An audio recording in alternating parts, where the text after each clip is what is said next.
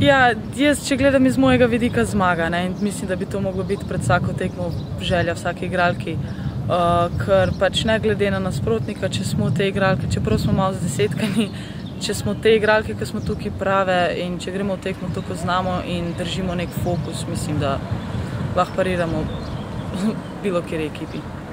Za vami je ta ameriška izkušnja prvo leto v Združenih državah. S kakšnimi vtisi, izkušnjami ste se vrnili? Ja, definitivno pozitivnimi. Naučila sem se, če lahko tako rečem, v tem enem letu več kot zdaj v 10 letih tukaj v Sloveniji, ker je čisto drugačna mentaliteta. Američani grejo do konca in če pač ne zmoreš, pač nisi za tam, ne. In ne vem, pozitivno res, ko mi čakam, da grem nazaj.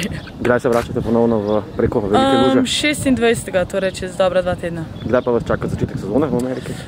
Konec avgusta, tako da zdaj imamo še te priprave in kondicija nas čaka in vse to, kar verjetno noben lih ne mara preveč, ta težek del, pa se začne nogometno.